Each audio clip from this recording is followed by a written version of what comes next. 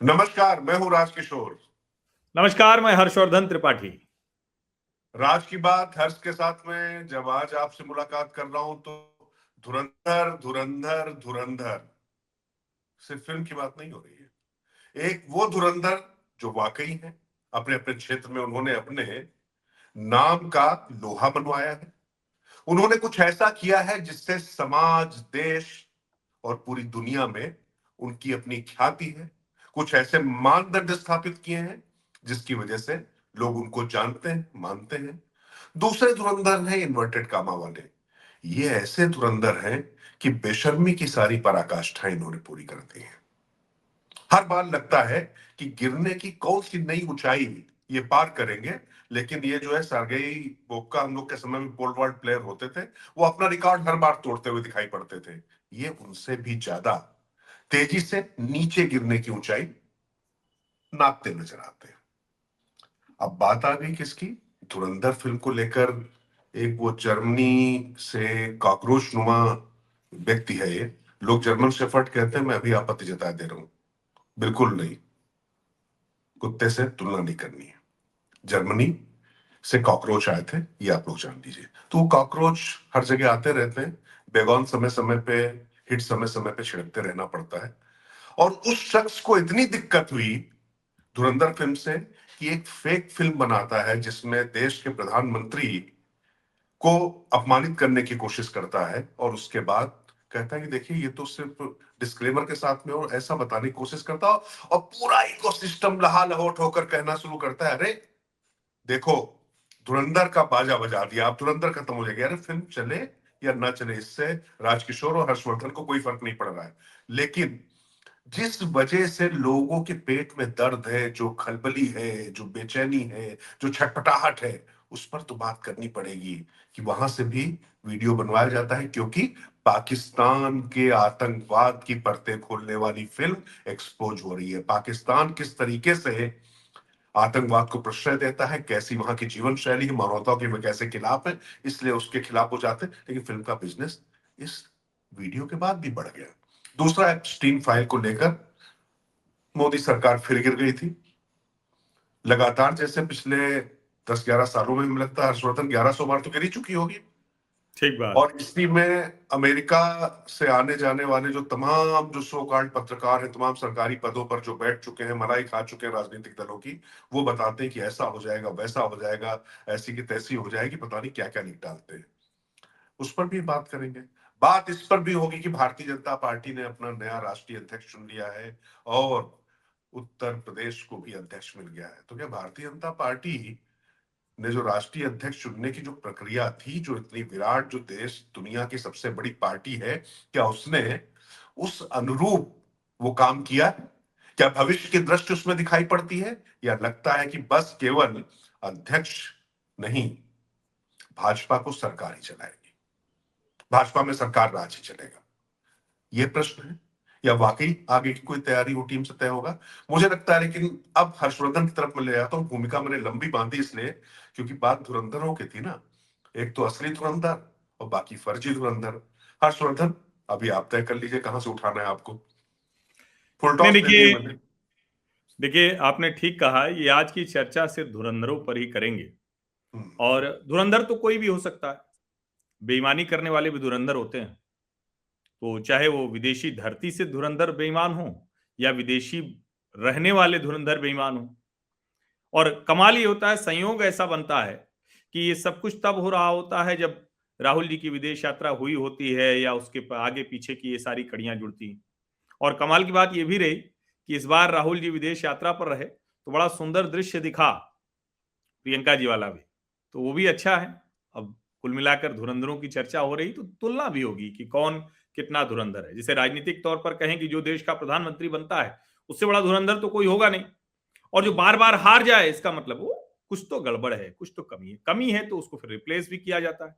तो कांग्रेस के भीतर ये चल रहा है या नहीं चल रहा है, ये सवाल होगा। लेकिन शुरुआत हम वहां से करते हैं जहां आपने कहा कि ये चर्चा लंबे समय तक चली, खूब एकदम माथा पच्ची करके हुआ और नवीन अध्यक्ष आए, नितिन नवीन हो गए। तो शुरुआत वहां से करते हैं। आप लोग इसलिए इसको ध्यान से सुनिएगा क्योंकि अभी धुरंधरों की चर्चा कर रहे हैं तो अब तो भारतीय जनता पार्टी का राष्ट्रीय कार्यकारी अध्यक्ष भी धुरंधर ही हुआ और यूपी में भी बिल्कुल। अध्यक्ष चुन लिए गए हैं पंकज चौधरी जी, तो वो यूपी के और धुरंधर है। और नहीं हर्षवर्धन, खास बात है कि तमाम धुरंधरों को जो है मतलब पानी पिलाते हुए ये धुरंधर निकल के आ गया नहीं सामने। नहीं, अब तो हाथ हाथ बांधे एक गुलाब का फूल लिए भाजपा कार्यालय में परंपरा है भाई, कैडर वाली पार्टी है तो खड़े रहना है। और एक बड़ा रोचक किसी ने कहा कि अमित शाह उन लोगों को परमानेंट अपने साथ रख रहे हैं जिन धुरंधरों का नाम अध्यक्ष के लिए था, तो उनको परमानेंट बिठाए रख रहे हैं, तो ये भी एक है। और ये भी जरा सोचिए, कोई कुछ भी कहे, ठीक है, राष्ट्रीय अध्यक्ष की एक प्रक्रिया होती है और उस राष्ट्रीय अध्यक्ष की प्रक्रिया में भाजपा ने अपना किया होगा, नीचे से ऊपर तक जो भी आए हों। लेकिन बिहार में कास्ट न्यूट्रल के तौर पर कायस्थ समाज से आने वाले नितिन नवीन को कर देना तो ठीक है, लेकिन नितिन नवीन कोई ऐसा एक्सेप्शनल वर्क उनका नहीं रहा है। किसी ने मुझसे पूछा, एक बड़े पत्रकार ने ही पूछा, मुझको फोन किया, कह के हर्षवर्धन जी आप तो जानते होंगे कुछ एक्सेप्शनल है क्या इनके अंदर ऑर्गेनाइजेशनल क्वालिटी? तो मैंने कहा हर चुनाव में प्रभारी सह प्रभारी 3, चुनाव प्रभारी चुनाव सह प्रभारी 6, मीडिया प्रभारी मीडिया सह प्रभारी 9, आयोजन समिति चुनाव समिति 25-25 लोगों की संख्या 60 के ऊपर हो गई, सोशल मीडिया की टीम 12-15 लोगों की संख्या 80 के ऊपर हो गई। एक चुनाव में 100 लोगों की लगभग महत्वपूर्ण लोगों की टीम होती। अब उनमें से किसी को भी आप कह दें तो एक्सेप्शनल है, जैसे कई लोग कह रहे हैं छत्तीसगढ़ में सह प्रभारी थे। नितिन नवीन अपनी सीट से लगातार जीतते रहे, अपने पिता की सीट से जीतते रहे और उनके अंदर कोई गड़बड़ नहीं है, कोई ऐसा आरोप नहीं है, सब कुछ ठीक है, आगे वो राजनीति कैसे सीखेंगे।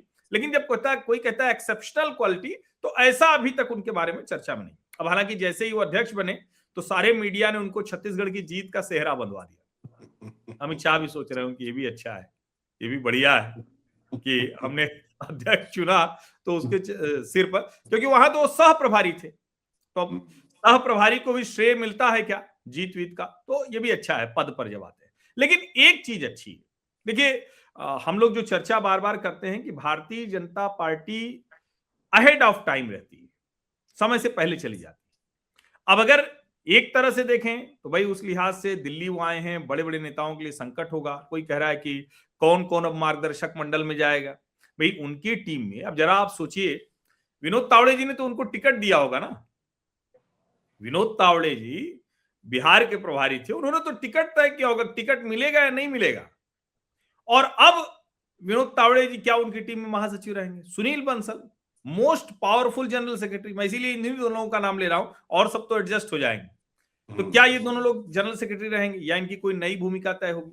अब जाहिर है भूपेंद्र यादव धर्मेंद्र प्रधान जी तो पहले से ही मंत्री हैं, ये लोग तो वो जो नाम चर्चा में थे उसमें कोई दिक्कत नहीं। शिवराज सिंह चौहान पहले से मंत्री हैं तो उसमें भी कोई दिक्कत, जिन नामों की चर्चा थी मैं कह रहा हूं। क्या इसका मतलब पूरा जो टीम है, क्योंकि एक जो जानकारी थी मुझे मिली कि 20 ऐसे नेताओं का 45 से 55 आयु वर्ग का, उनको पिछले 8 महीने में देश भर से खोजा गया, उसमें से हर तरह के पैमाने पर जो फिट बैठा गया, और उसमें भी जो अंतिम में 5 नाम आए तो उसमें जाति समीकरण, क्षेत्रीय समीकरण, भविष्य की रणनीति सब देख के, और एक तरह से कहें जिसके बारे में सब लोग सबसे अच्छा विचार रखते हो। अब अच्छा विचार तो थोड़ा मतलब कई बार वो विवादित हो जाता है बयान कि किसी के बारे में अच्छा विचार सब रखते हैं, तो लेकिन ठीक है। तो अंत में नितिन नवीन जी अध्यक्ष के तौर पर तय हुए, और अभी देखिए अभी मुझे लगता है कि उनकी ट्रेनिंग शुरू हो गई है, प्रशिक्षण कार्यकारी अध्यक्ष के तौर पर शुरू हो गया। अब नड्डा जी को तो कार्यकारी अध्यक्ष बनते वक्त ऐसे किसी प्रशिक्षण की आवश्यकता नहीं थी, क्योंकि नड्डा जी तो बहुत जबरदस्त उनका करियर रहा। नितिन नवीन अभी राज्य से पहली बार दिल्ली आए, तो अब वो प्रशिक्षण के बाद कैसे तैयार होंगे, और 14 जनवरी के बाद जब मकर संक्रांति जो कहते हैं ना कि तिल का लड्डू गुड़ वाला खा लेंगे सब, तो उसके बाद भाजपा सब शुभ मुहूर्त में करती है, तो देखना होगा। लेकिन जो एक प्रश्न आपने पूछा, अब उसी को मैं आपसे रिवर्स करता हूं, भाई इतनी माथापच्ची के बाद हासिल क्या? पहले देश बताइए, फिर उत्तर प्रदेश चलेंगे, अपने प्रदेश बाद में चलेंगे। नहीं बिल्कुल, देश तो पहले चलना ही पड़ेगा, क्योंकि मुझे लगता है कि जो पॉलिटिकल चर्चा अच्छा, सबसे यहाँ मैं याद दिला दूं, जो लोग हमारी बातचीत सुन रहे हैं, वो जो जर्मनी वाले की बात हुई थी, जो धुरंधर पर समीक्षा करके और फर्जीवाड़ा करने की कोशिश कर रहा है, हालांकि फिल्म तो ब्लॉकबस्टर है, हर दिन उसके टिकट रिकॉर्ड, और पिछली बार राजकिशोर ने देख लिया था, इस बार हमने भी देख लिया भैया। इन्होंने दबाव बना दिया था, इन्होंने कहा कि देख लो, तो हम देखा है, तो हम भी धुरंधर देख लिए। दो असली हाँ धुरंधर बैठे हुए हैं आपके तो सामने, ध्यान तो इसलिए तो उसकी चर्चा रखिएगा। बाद में करेंगे, क्योंकि उन धुरंधरों जी। के बहाने वो जो और धुरंधर है, लेकिन देश फिर प्रदेश भाजपा। नहीं, बिल्कुल देखिए हर्षवर्धन, मैं अगर भारतीय जनता पार्टी के लिहाज से कहूं, देखिए भारतीय जनता पार्टी हो, कांग्रेस हो, समाजवादी पार्टी हो, कोई भी दल हो, मैं किसी की बात नहीं करता। सभी राजनीतिक दलों की अपनी एक आंतरिक प्रक्रिया होती है। नितिन नवीन का अध्यक्ष बनना उस प्रक्रिया का कहीं से उल्लंघन नहीं करता, पहली बात तो ये है। नितिन नवीन पर कोई आपराधिक मुकदमा नहीं है, कोई इस तरीके के उनके ऊपर चारित्रिक हनन के आरोप नहीं है। उस लिहाज से वो ठीक है, लेकिन अच्छा होना और सक्षम होना, भविष्य दृष्टा होना, एक वो पार्टी जिसके अध्यक्ष अटल बिहारी वाजपेयी, एक वो पार्टी जिसके अध्यक्ष लालकृष्ण आडवाणी, कुशाभाऊ ठाकरे, बीच में कई लोग भी हैं। मैं कहता हूं कि राजनाथ सिंह बने, नितिन गडकरी बने, अमित शाह बने, उसके बाद अभी नड्डा जी बने चले आ रहे थे। उनका बहुत लकी मैस्कट थे, लगातार उनके नेतृत्व में पार्टी चुनाव भी जीत रही थी।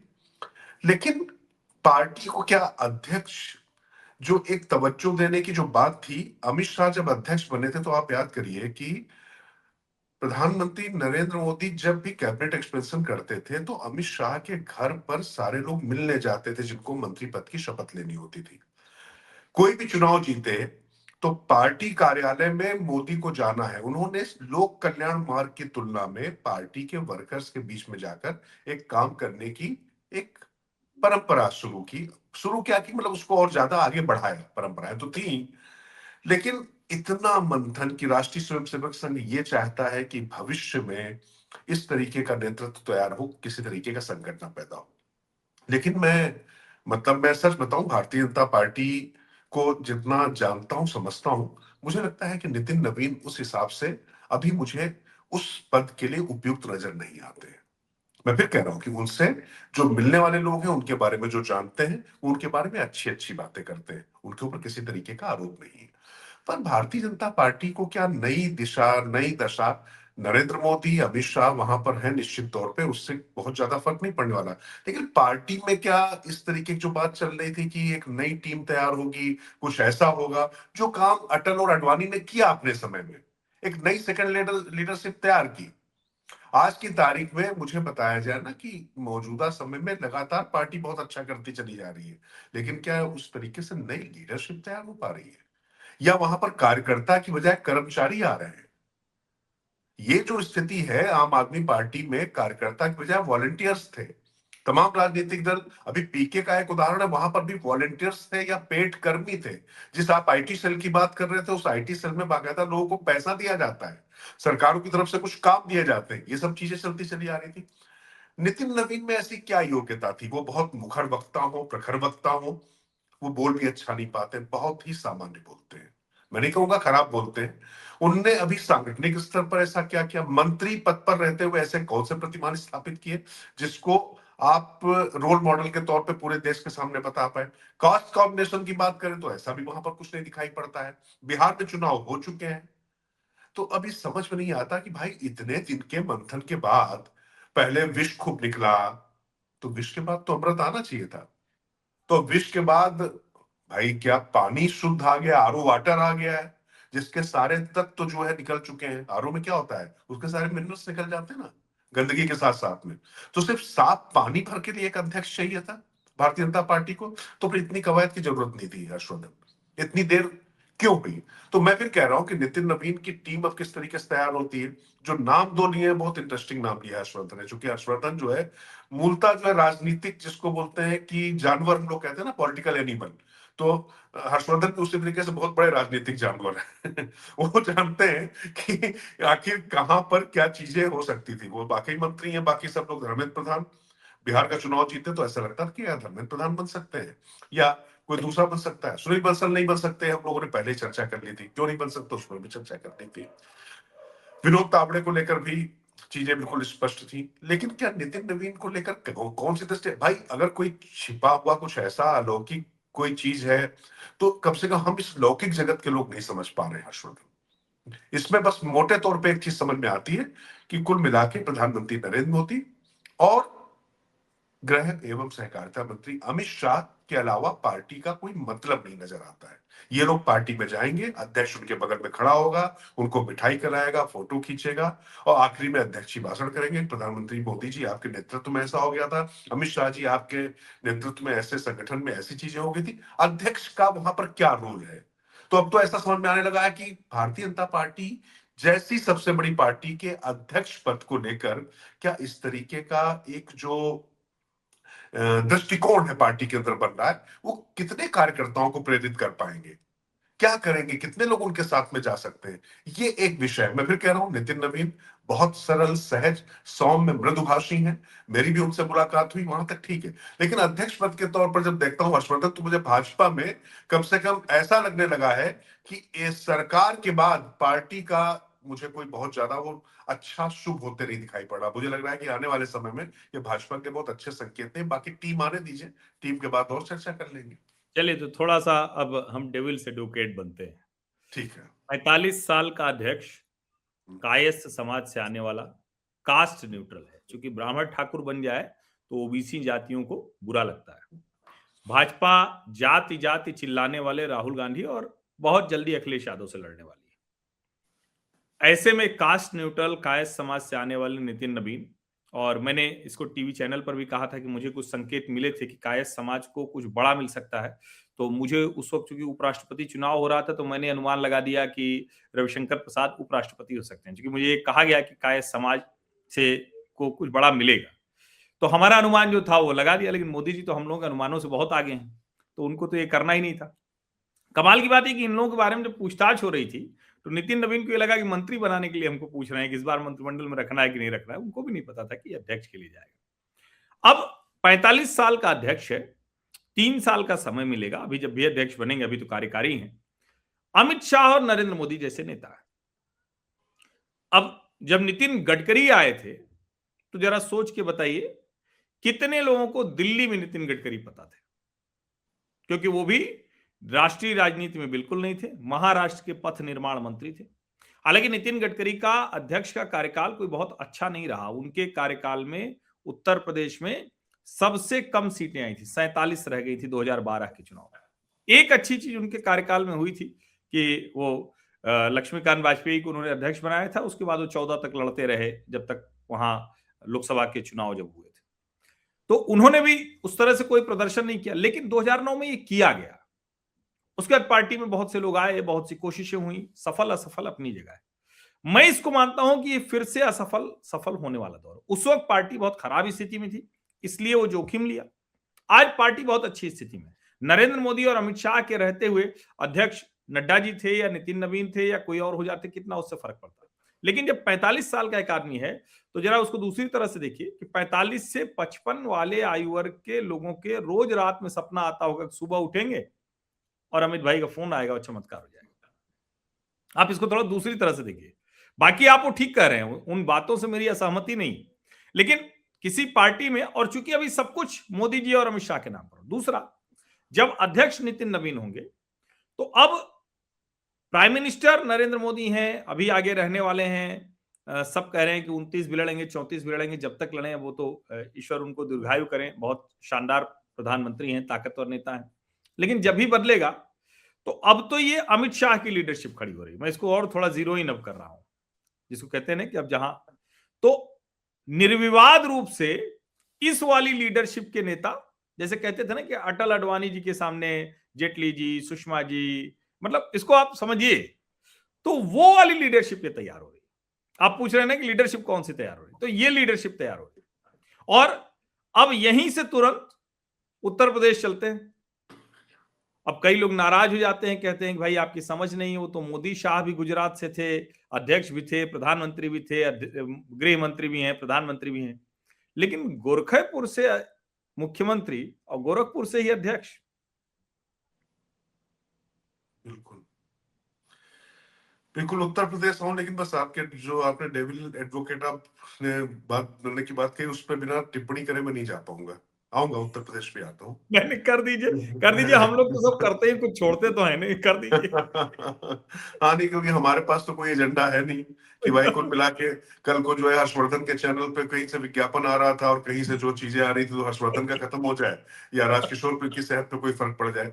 हम एक हमारा विश्लेषण तमाम लोग असहमत हो सकते हैं, तमाम लोग को लग सकता है कि ये शायद उनकी समझ से या हो सकता है, मैं उस पर नहीं, लेकिन हाँ, आपने नितिन गडकरी वाली जो बात कही, उस समय हर्षवर्धन की स्थिति बहुत खराब थी। D4 नहीं बनेगा, ये संघ की तरफ से कहा गया था, मतलब दिल्ली के नेता नहीं बनेंगे।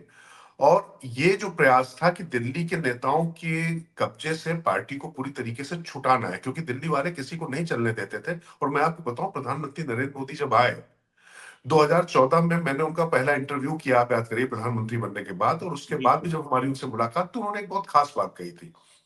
उन्होंने कहा था कि दिल्ली वाले लोग बाहर के नेता को यहाँ स्वीकार नहीं करते। हम्म। ये खुद प्रधानमंत्री नरेंद्र मोदी ने कहा था। और मैं जी। दिल्ली का नेता नहीं।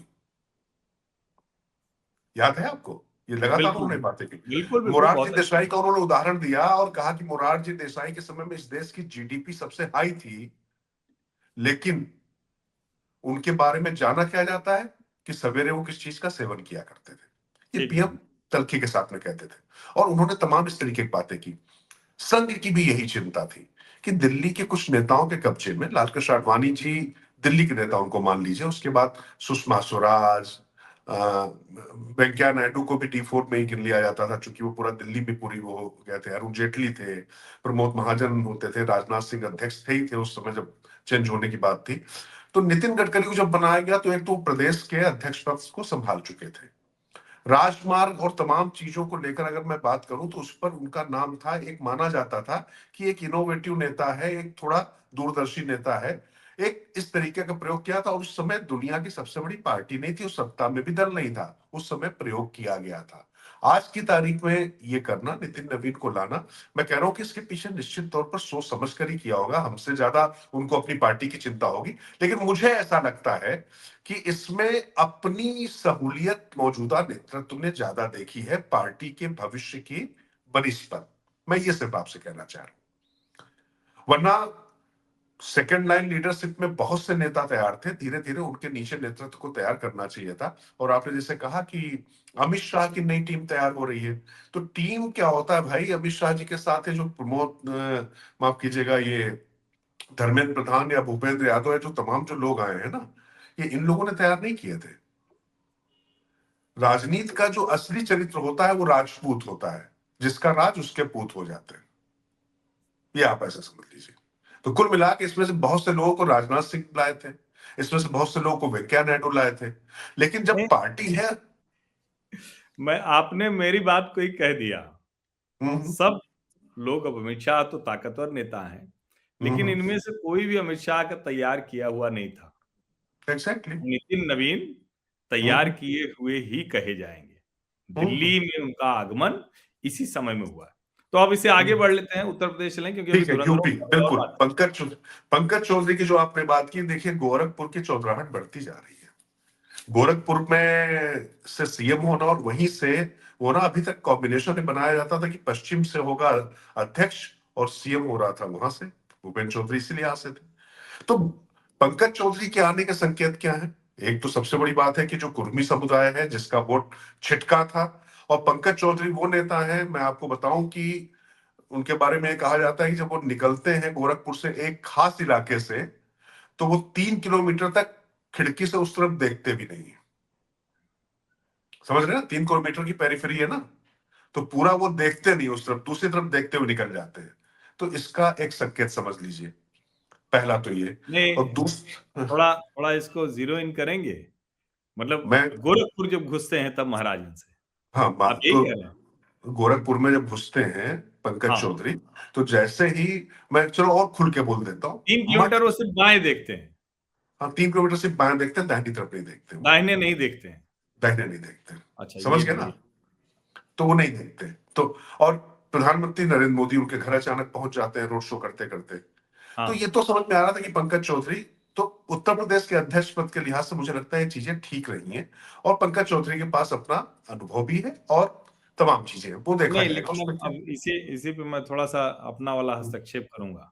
हम्म आप कह रहे हैं कि पंकज चौधरी ठीक हैं। हम्म, पंकज चौधरी कभी संगठन में कोई काम किया नहीं है। हम्म, पंकज चौधरी 7 बार के सांसद हैं और मेरी शायद 2 बार की मुलाकात है। व्यक्ति बहुत बढ़िया है। लेकिन वो तो कारोबारी व्यक्ति हैं, बहुत अच्छे से अपना संसदीय क्षेत्र चलाते हैं।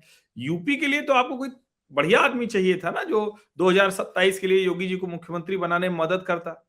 अब ये तो कहाँ पूरे प्रदेश में घूम के उस तरह संगठन का विस्तार और वो सब कहाँ कर पाएंगे। देखिए, योगी जी चिंता कर रहे हैं कि वो नाम कट जा रहे हैं एसआईआर में।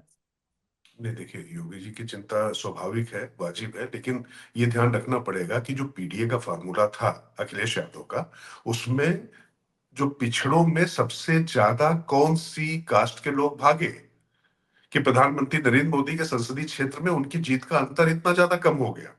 वो सारे पटेल, ज्यादातर कुर्मी समुदाय के लोग थे।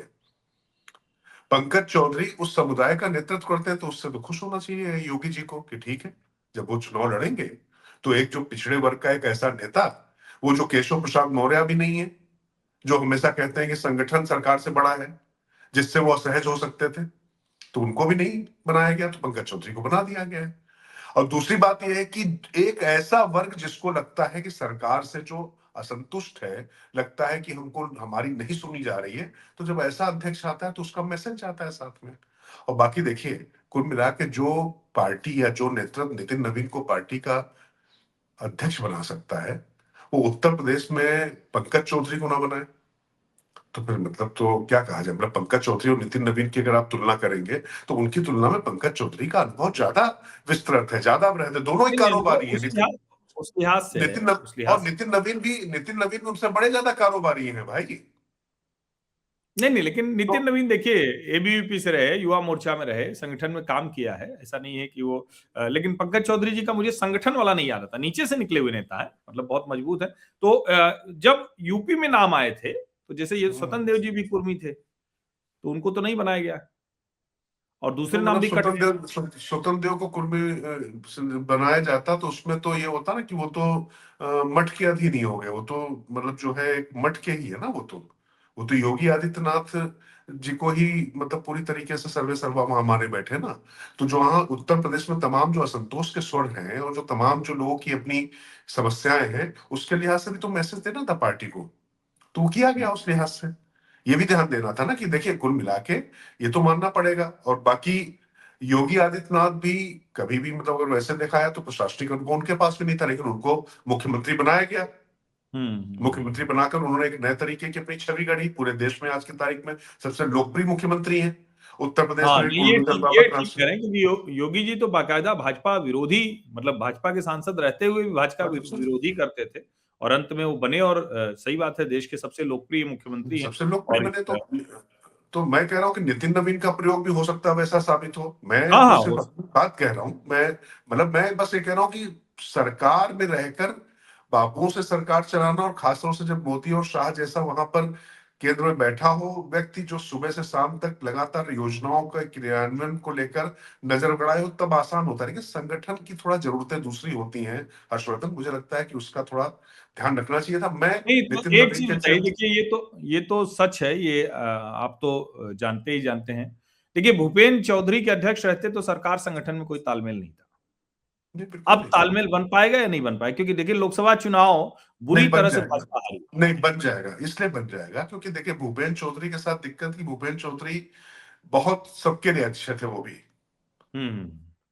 बहुत जो है आप जानते हैं, बहुत अच्छे संबंध भूपेंद्र चौधरी कुल मिलाकर जो है सबसे बहुत अच्छे संबंध बनाकर चलते थे, और सबके साथ में वो चलते थे। ऐसा व्यक्ति संगठन नहीं चला सकता एक लंबे समय बाद। लंबे समय हम्म। बाद एक ऐसे व्यक्ति की जरूरत होती है जो, संघ कहता था ना कि हमारा प्रचारक जो है वो ऐसा होना चाहिए कि जो सरकार की तरफ पैर करके सोए, सिर करके हम्म। ना सोए। अब तो खैर उल्टा हो गया, अब तो लोग ना सिर्फ सिर करके सो रहे हैं सरकार की तरफ, बल्कि दंडवत होकर सो रहे हैं। तो उसी हम्म। तरीके से जो है चीजें नहीं चलनी चाहिए। तो कुल मिलाकर मुझे लगता है कि जब पंकज चौधरी को वहां लाए गए हैं, केंद्र में नया अध्यक्ष आया है, संगठन मंत्री मुझे लगता है कि केंद्र के स्तर पर भी नया आना चाहिए। तो जब चारों तरफ से बदलाव हो रहे हैं, नहीं, नहीं, और नहीं, क्या, एक मिनट, आप ये कह रहे हैं कि बीएल संतोष जी का परिवर्तन है? मेरी जानकारी तो ये है कि मेरे संतोष भी हटाया। अच्छा। और प्रदेश में, उत्तर प्रदेश में प्रदेश भी में? धर्मपाल नहीं रहेंगे। अच्छा देखिए, इसीलिए मैं कह रहा हूँ कि थोड़ा देर में बताते हैं राज की बात। ये सारी चर्चा हो रही थी और जो है ये इसको धीरे से इन्होंने कह दिया और निकल जाते, लेकिन ऐसे तो नहीं होना है सर, लोग इसीलिए क्योंकि प्रतीक्षा अब मैं फिर कह रहा हूं कि संगठन मंत्री जो है प्रदेश का और देश का, देश का, भाजपा का। ये बड़ा महत्वपूर्ण होने जा रहा है। वो अगर होता है तो आप मानकर चलिए, तब माना जाएगा कि वाकई परिवर्तन की दिशा में चीजें गई हैं। वरना फिर ये माना जाना चाहिए कि पार्टी नहीं, सरकार है, सरकारी हुँ, पार्टी, बस एक लाइन हुँ। में, सरकार की ठीक, पार्टी है। क्योंकि ठीक। संगठन मंत्री जब अगर आता है मजबूत, तो इसका मतलब राष्ट्रीय स्वयंसेवक संघ की तरफ से एक मजबूत प्रतिनिधि है जो समन्वय बनाकर रखेगा हुँ, हुँ, हुँ। पार्टी, सरकार और संगठन के बीच में। तो ये संगठन। देखना होगा। मैं फिर कह रहा हूं कि संगठन मंत्री के नाम पे रखना पड़ेगा। लेकिन आप थोड़ा धुरंधर पे आ जाते हैं हर्षवर्धन, धुरंधर थोड़ा पीछे छूट गए हैं। नहीं, उस नहीं देखिए, आपने धुरंधर तो एक तो बड़ी बवाल फ़िल्म है और हम्म, कमाल की फ़िल्म है। और ये भी दिखा कि पाकिस्तान में या तो लूट के बैठे लोग हैं जो शायद भारत के लोगों से भी ज़्यादा अमीर हैं, उस तरह की दुनिया की सारी अय्याशी करते हैं, वो सब वही करते हैं, वहाँ के नेता, वहाँ के अपराधी, वहाँ के ईसाई, वहाँ के आतंकवादी, वहाँ की सेना। और भारत किस तरह से काम करता है वो वहाँ उसमें भी दिखा। लेकिन असली मुश्किल कहाँ आई? ये फ़िल्म थी, फ़िल्म है, लगातार रिकॉर्ड तोड़ रही है। पाकिस्तान पर बनी फ़िल्म है लेकिन पाकिस्तान में प्रतिबंधित हो गई। हम्म, जो दूसरे देश हैं उन्होंने, इस्लामिक कंट्रीज़ ने कुछ ने प्रतिबंधित कर दिया। यानी कुछ चुभा, लेकिन उसको कुछ चुभा, क्या चुभ गया? वो जो राठी जर्मन में बैठा हुआ है और एक बड़े वर्ग को क्यों चुभ गया कि अरे ये तो मर्दाना और क्या तो क्या, कौन-सी बात? और मतलब अभी जो उसने फ़िक्शन करके कोशिश की, तो मुझे तो लग रहा है कि वो और उल्टा दांव पड़ गया। अब चूंकि ये मनोहर कहानियां बनाने की आदत वो पुण्य प्रसून से लेकर और ध्रुव राठी तक ये सबको है, इसमें कोई भ्रम नहीं है। ये नाम लेके मैं इसलिए कह रहा हूं कि और नाम उसी के बीच में आप जोड़ लीजिए, मैंने रेंज बता दी। ये दिन में 5 बार इसी में इनको चरम सुख मिल जाता है कि आज मोदी सरकार फिर गई। और देखिए, हम तो ये 21 दिसंबर को बातचीत कर रहे हैं, हम्म, ये 19 दिसंबर की रात को कयामत, तबाही, पता नहीं कौन कौन से शब्द बता रहे थे। एप्स्टीन फाइल आ गई। एप्स्टीन हम्म, फाइल में डोनाल्ड ट्रंप हैं, बिल क्लिंटन हैं, बिल गेट्स हैं, माइकल जैक्सन हैं, जाने कौन कौन से लोग, नॉम चॉम्स्की है, पता नहीं कौन कौन लोग अमेरिका में सब हैं। और हम्म, अमेरिकी समाज उस तरह से काम करता है, बिजनेसमैन बिजनेसमैन की पार्टियां, उसमें जितने तरह के गोरख धंधे, जितने तरह की दलाली, मीडिएटर मीडिएटर जो जो भी होता है, लेकिन उसको भी इन्होंने इससे जोड़ दिया। यानी दुनिया के किसी हिस्से में भारत के प्रधानमंत्री को, भारत के सरकार को कुछ निशाना बनाने को मिले तो ये तैयार बैठे हो, कुछ न मिले तो फिक्शन करते हैं, कुछ नहीं होगा तो ज्योतिषी बैठा लेंगे और वो हर दूसरे दिन सरकार गिराता रहता है। अच्छा, ऐसा मतलब ज्योतिष की भी मारा है, ऐसी तैसी कर दी है। ज्योतिष शास्त्र बहुत महत्वपूर्ण होता है। तो ये पूरी मंडली बैठ गई है। अच्छा, वो वहां से जर्मनी से लेकर भारत तक ऐसी मनोहर कहानियां का जो संस्करण है, वो पहले बस अड्डे के सामने नहीं बिकता था, 10 11 12 या ग्रेजुएशन के बच्चे ले लेते थे। तो यही मनोहर कहानियों का संस्करण है। लेकिन इससे मुझे तो लगता है कि राहुल गांधी के साथ साथ ये जो मनोहर कहानियों के संपादक जी लोग हैं, इनका भी बड़ा योगदान है। जब भी थोड़ा सा मोदी जी कमजोर पड़ने लगते हैं तो मनोहर कहानियां ये सुनाते हैं, और ये जो मोदी जी से कई मुद्दों पर कुछ थोड़ा दुखी, नाराज, पीड़ित, उनका ही समर्थक होने लगता है, उसको लगता है अरे ये मनोहर कहानियों वाले, तो तुरंत मामला पलट जाता है। वरना बिल्कुल दरअसल कई बार होता है ना कि मुद्दों पर भी आप बात कर रहे हैं, आपको याद होगा ना कि एक्यूआई पर हम लोगों ने नाम लेकर, नरेंद्र मोदी से लेकर रेखा बिल्कुल गुप्ता, योगी आदित्यनाथ से लेकर नायब सैनी, भजनलाल शर्मा से लेकर मोहन यादव, सबको घेरा, क्योंकि देश में तो ज्यादातर भाजपा की ही सरकार है। लेकिन जो बिल्कुल दिल्ली में प्रदर्शन करने आए, वो एक्यूआई एक्यूआई करते करते वो हिडमा की बात करने लगे, नक्सली के समर्थन में नारे लगाने लगे, आजादी आजादी करने लगे, पता नहीं क्या क्या करने लगे। तो देश को अगर कोई सही मुद्दों से भटका रहा है तो ये मनोहर कहानियों वाले जो यूट्यूबर्स हैं ना, वो भटका रहे हैं। और सरकार की ये नहीं बड़ी अच्छी नीति होती है कि मुद्दों पर, मसलों पर चर्चा कम हो पाती है।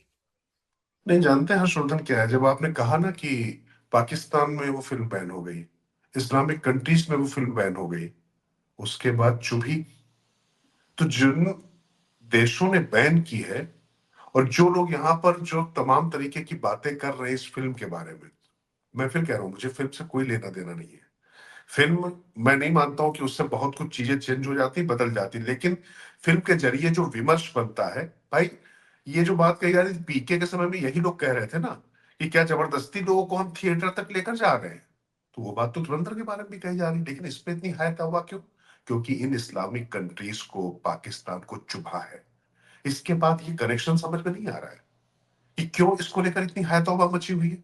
क्यों इस फिल्म में आरफा खानम शेरवानी को मर्दवाद दिखाई लगने पड़ता है, एनिमल में नहीं दिखाई पड़ता है उनको, दूसरी फिल्मों में नहीं दिखाई पड़ता है उनको। उसी तरीके से मैं इधर की अगर आप बात करूं, जिन लोगों की बात कर रहे हैं आप यूट्यूबर्स की, अभी आपको भी पता है कि मैं यूरोप के ही दौरे पर था। मैं जाते समय मैं फ्रैंकफर्ट गया, जर्मनी गया, आते समय म्यूनिक से आया हूं।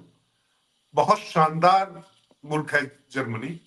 हालांकि वहां पर भी एक अलग तरीके की समस्या, जो शरणार्थी वाली समस्या जो आई, वो बहुत बड़ी दिक्कत हो गई है। किस तरीके की चीजें, उस पर मुझे नहीं जाना है।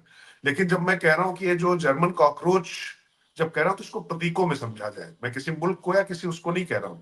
ये जो आया है कॉकरोच, इसको इसलिए कह रहा हूं क्योंकि लगातार जिस तरीके से ये भारत के हितों पर कुठाराघात करने के लिए इसका इस्तेमाल किया जाता है, इसका दुरुपयोग किया जाता है, और उसके पीछे सब दुंदुभी बजाकर जो है तुरही बजाना शुरू कर देते हैं, वो बीन बजाता है और ये सब नाग नागिन की तरह लौटना शुरू कर देते हैं, डोलना शुरू कर देते हैं। इस सिस्टम को समझ, लेकिन यहाँ पर वो एक्चुअली जितने धुरंधर थे सब मुंह की खा गए। अभी अमेरिका घूम के भी आए थे 7-8 लोग, और ये तब से चीजें शुरू हो गई थी पूरा। अरे भैया, इन लोगों ने कौन सा जीवन में ऐसा अद्भुत काम कर दिया था, कौन सी ऐसी चीजें कर दी थी कि 1 महीने के लिए वहां पर बिल्कुल जो है स्टेट गेस्ट की तरह घूमकर चले आ रहे हैं। इन सब चीजों को समझने की आवश्यकता है। उसके बाद आकर ये किसकी बोली बोल रहे हैं, ये भी समझने की आवश्यकता है। मैं बार बार इसलिए कहता हूं कि हम कुछ कहें उसकी जरूरत नहीं है, जो ये लोग कह रहे हैं उसको आप सुन लीजिए, और थोड़ा सा इर्द गिर्द हो क्या रहा है उसको देख लीजिए। अपने आप सबके चेहरे आपको क्रिस्टल क्लियर समझ में आ जाएंगे। ये दिक्कत इसलिए इनको हो रही है क्योंकि इससे पाकिस्तान न सिर्फ एक्सपोज हो रहा है, बल्कि वो जिस तरीके से रहते हैं, जिस तरीके के समाज जीवन की वो वकालत करते हैं, जिस तरीके की विभत्सता वो फैलाना चाहते हैं पूरी दुनिया में। और मैं फिर कह रहा हूं कि चाहे जर्मनी हो, चाहे तमाम जो दूसरे शहर हो, मैं एस्टोनिया में भी था, वहां पर इसीलिए उन्होंने बहुत छोटा सा 13 लाख का देश है वो, लेकिन वहां पर भी जो है उन्होंने बाहरी लोगों को लेकर बहुत सारी चीजें रोक कर रखी हुई हैं। तो वो अलग संकट है, उस पर मुझे नहीं जानना, अभी उस पर अलग बात करेंगे। लेकिन इसके जरिए ये लोग एक्सपोज हो रहे हैं। और फिर हर्षवर्धन जो बात कर रहे हैं, इससे पूरी तरीके से सहमत हूं। मूल मुद्दों पर चर्चा हो नहीं पाती है और सब भटक कर रहे आते हैं। लेकिन एक बात तो है हर्षवर्धन, आपका फेवरेट सब्जेक्ट, राहुल जी जब बाहर होते हैं और जब प्रियंका जी यहाँ जब होती हैं, तो कांग्रेस के पक्ष में कुछ चीजें थोड़ा ठीक होती है।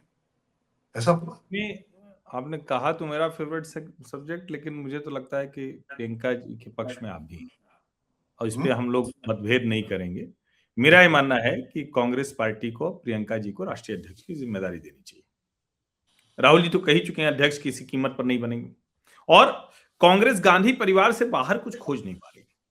अब ठीक है, प्रियंका जी भी कोई अच्छी पॉलिटिशियन नहीं रही हैं, उत्तर प्रदेश में प्रदर्शन अच्छा नहीं रहा है, लेकिन हो सकता है कि अब तक भाई की वजह से दब जाती रही हूँ, उनका हिस्सा पीछे चला जाता रहा हो, सोनिया जी उनको आगे नहीं आने देती रही हूँ, पीछे धकेल देती रही हूँ, जो भी हो, मतलब कुछ तो है ऐसा। अब जैसे देखिए, प्रियंका और चीजें अलग बात है, लेकिन वंदे मातरम पर चर्चा हुई, वो वंदे मातरम पर बोली, एसआईआर पर राहुल गांधी बोली, दोनों के बोलने का अंदाज देख लीजिए। बात तो आपको अपनी कहनी है, लेकिन ऐसे लगता है जैसे लाठी लिए खड़े हैं उस टाइप से। सहजता नहीं है राहुल में, प्रियंका में सहजता तो है। और अभी प्रधानमंत्री के साथ पिछली वाली भी याद कर लीजिए, राहुल गांधी ऐसे टेढ़ा होकर बैठे थे और फोटो निकाली कि देखो क्या वो कांग्रेस आईटी सेल वाले डालते हैं, वो आग ऐसे निकलती रहती इमोजी, स्वैग से बैठे हुए हैं। स्वैग वाला जो स्वैग, हाँ वो दरअसल वो स्वैग, अग्निपथ के विजय दीनानाथ चौहान बन जाते हैं वो। हाँ, तो स्वैग वाला वो करते एक हैं। महासाव का टाइप के जो होते हैं ना, पूरा उस स्टाइल और प्रियंका को आप देखिए, वो मजे से हंस भी रही हैं, अपनी बात भी कह रही हैं, और उनसे पूछा गया कि मलयालम में क्या कहेंगे, तो उन्होंने कहा कि केरल में कांग्रेस को वोट दो। मतलब बात करने का अपना तरीका है, और पक्ष विपक्ष के बीच संवाद तो होना चाहिए। राहुल गांधी के, सोनिया गांधी के रहते वो खत्म हुआ, राहुल गांधी खत्म होने की शुरुआत हुई, और राहुल गांधी के रहते एकदम खत्म हो गया। मेरा मानना है कि एक अवसर देने में प्रियंका को भी कोई बुराई नहीं, कांग्रेस के लोगों को सोचना चाहिए। और कई लोग कहते हैं कि नहीं नहीं राहुल बड़े ईमानदार हैं, मासूम हैं, प्रियंका उस तरह से नहीं है। कांग्रेस के ही कई नेता जो जिनसे हम लोग की बात तो सबसे होती है, ठीक है, टीवी पे चाहे वो हमसे लड़े, लेकिन वैसे तो जब बात होती है तो सही सही बात बताते हैं। तो वो ये कहते हैं कि भाई ऐसा नहीं, प्रियंका को आप लोग बड़ा पोटेंशियल देखते हैं, लेकिन ऐसा नहीं। लेकिन मेरा मानना पोटेंशियल देखने का नहीं होता, परसेप्शन का होता है ना। हम्म। राजनीति में तो परसेप्शन बहुत है। परसेप्शन वाइज प्रियंका ठीक दिखती है। और हो सकता है कि तब ये जो घिसा पिटा राग राहुल गांधी अलापते रहते हैं, उससे भी कुछ बाहर निकले। अभी तो चूंकि राहुल कांग्रेस है, तो प्रियंका को वही बोलना पड़ेगा जो कर रहे हैं। तो मतलब मैं तो पक्ष में हूं, अब आप हाँ या ना बोल दीजिए तो यही खत्म। नहीं नहीं, देखिए मैंने फिर कहा भाई नितिन नवीन को भाजपा में बना दिया तो राजकिशोर या हर्षवर्धन क्या कर लेंगे। उसी तरीके से नहीं नहीं, प्रियंका अरे गांधी अरे करेंगे ना, राजकिशोर हर्षवर्धन सब करेंगे, जो मन करेगा वो बात करेंगे। हाँ बात अभिव्यक्ति की करेंगे नहीं, स्वतंत्रता है। मैं कह रहा हूँ, लेकिन मैं ये मानता हूँ कि राहुल गांधी दिन पर प्रतिदिन ऐसा लगता है कि वो कांग्रेस का नुकसान ज्यादा कर रहे हैं, ऐसा साफ साफ नजर आने लग गया है। अब प्रियंका गांधी पहले तो ये है कि जो माइनस में चीजें जा रही हैं उसको कम से कम पहले रोक पाए। मैंने कहा था ना कि गिरने की नई ऊंचाई, ऊपर चढ़ना तो आप बाद में शुरू करेंगे, पहले रुके तो कहीं। आप लगातार ठीक। गिरते ही चले जा रहे हैं। और आप देखिए हम्म। गिरने की इस नई ऊंचाई की बात जब मैं कर रहा हूं तो देखिए ना कि न सिर्फ राहुल गांधी, उनके आसपास के जो दोस्त हैं एप्स्टीन फाइल को लेकर जिस तरीके से आपने कहा ना मुद्दों से भ्रमित कर देते हैं, तो मैं आपकी हम्म। इस बात से सहमत हूं। प्रियंका शायद राहुल की तुलना में कम नुकसान करेंगी, कांग्रेस का करेंगी, हालांकि वो भी, ये भी मैं आपको बता दूं, बहुत ज्यादा उम्मीदें मत पाली, ये बिल्कुल आपको बता दूं, इसमें कोई नहीं, बहुत आप दिक्कत तो नहीं। मतलब बात तो शुरू होने दीजिए सर, ये ठीक चीज थोड़ी ना है। नहीं मैं आप सीरियसली कह मतलब रहा हूं। अरे भाई नया होगा तो कई बार वो क्या अंग्रेजी में है ना, चेंज इज ऑलवेज बेटर, नया है तो बेहतर है। तो होने तो दीजिए, इतने दिनों से रोक के रखा हुआ है, हो सकता है कुछ ठीक हो जाए, उम्मीद पे दुनिया कायम है। मैं नहीं प्रियंका जी के कांग्रेस अध्यक्ष बनने के पक्ष में हूँ। नहीं नहीं, मुझे भी उससे कोई आपत्ति नहीं है, मतलब बस प्रियंका तब जी हो को गया तो बने। छोड़ दीजिए, अब नहीं आगे वाला मुझे कोई नहीं आपत्ति नहीं, प्रियंका जी अगर बनती हैं क्योंकि तो ठीक आपकी है। भी आपत्ति नहीं। सुनो भाई सब लोग, अब न मेरी आपत्ति है न राजकिशोर की आपत्ति है। अब इसके बाद आप लोगों को जो करना करिए। ठीक। नहीं नहीं, चूंकि जो हर्षवर्धन जी का जो प्रस्ताव है उसमें चूंकि मेरा कोई लेना देना तो है नहीं, अनुमोदन तो मुझे करना नहीं है उसका, लेकिन हाँ मैं कहता हूँ मुझे उसमें कोई आपत्ति नहीं है, बन जाए। लेकिन अच्छा, मैं फिर कह रहा लेना हूँ लेना देना होता तो हम लोग ऐसे खुल के काहे बात कर रहे होते। लेकिन इस ठीक है, भाजपा की भी वजह- राष्ट्रीय और उत्तर प्रदेश की कमेटी बने। पहले तो अध्यक्ष आए, उत्तर प्रदेश का तो अध्यक्ष आ गया है, वो अच्छे लोगों को करें, क्योंकि देखिए 2027 की राह केक वॉक नहीं, आसान नहीं। 2014 के बाद 17, 19 और 22 बीजेपी घटी ही है। 24 में तो बहुत घट गई, सिर्फ 33 लोकसभा सांसद उसके रह गए। अखिलेश जी ज्यादा बड़ी पार्टी है, इसको समझिए। तो भाजपा के लिए बढ़िया लोगों की टीम बनानी होगी, चाहे वो प्रदेश हो या फिर राष्ट्रीय हो। तो यहीं फिर इस चर्चा को विराम दिया जाए। नहीं बस एक लाइन में और बोल दें, वो देखिए एप्स्टीन फाइल को लेकर कहा था ना कि मोदी जी चले जाएंगे, तो मोदी जी तो नहीं गए, लेकिन उभाटा जो शिवसेना है, संजय राउत जी जिसका आप प्रतिनिधित्व बोलो। करते हैं, है ना, तो वो बिल्कुल जो है स्थानीय निकाय में भी जो है मतलब चली गई, कहीं कोई चली पूछने गई। वाला नहीं, पूरी तरीके से ठीक। सुपड़ा साफ हो गया। तो कुल मिला के बात है कि आप लोग यही बातें करते रहिए। मेरा अपना ऐसा मानना है कि भारतीय जनता पार्टी की जो सरकार है, केंद्र की या प्रदेशों की, उसमें तमाम ऐसे मुद्दे हैं जिनको विपक्ष मजबूती के साथ में उठाए, तो न सिर्फ उनका भला होगा बल्कि लोकतंत्र का भला होगा, देश का भला, प्रदेश का भला होगा। लेकिन बिल्कुल। ये जो कॉकरोच सरीखी जो शोर मचाते हैं ना, झींगुर की तरह शोर मचाकर, अगर आपको लगता है कि सिंह की गर्जना का जवाब दिया जा सकता है, तो वो नहीं होने वाला है। और नरेंद्र मोदी इस समय इस सियासत का वो सिंह है जिसको ये कॉकरोच और झींगुर मिलकर नहीं कर पा रहे। मैं तो चाहता हूं कि यहां पर इस तरीके की व्यवस्था बने और विपक्ष इतना मजबूत हो कि तमाम ऐसे मुद्दे हैं जिन पर बात करनी चाहिए, जिसकी हर्षवर्धन ने बात की, हम सांस नहीं दे पा रहे हैं, हवा साफ हमको नहीं मिल पा रही, उस पर इनको कटघरे पे खड़ा करना चाहिए और उससे जनता आपके साथ जुड़ेगी, लेकिन आप नहीं कर पा रहे हैं। और यही कारण है कि संजय राउत और ये तमाम जैसे लोग जब इस तरीके की बातें उठाते हैं, तो महाराष्ट्र का चुनाव अभी उसकी एक बानगी है, अब उत्तर प्रदेश के भी पंचायत चुनाव है, पश्चिम बंगाल का आने वाला चुनाव है, और आप देखिएगा इन पर भी लगातार चर्चा होती रही। आज काफी समय हम लोगों ने लिया चर्चा में, लेकिन मुझे लगता है कि वो जरूरी था, विषय ऐसे थे जिस पर बात करना बहुत आवश्यक था। बाकी हर्षवर्धन जी अगर आगे कहेंगे तो मैं बढ़ूंगा, वरना रुक जाऊंगा। नहीं नहीं, बहुत बहुत धन्यवाद, क्योंकि आप चलिए सहमति नमस्कार। जता चुके हैं, तो अब नहीं, उसको हम गड़बड़ नहीं करने दूंगा। बहुत बहुत धन्यवाद। धन्यवाद, नमस्कार।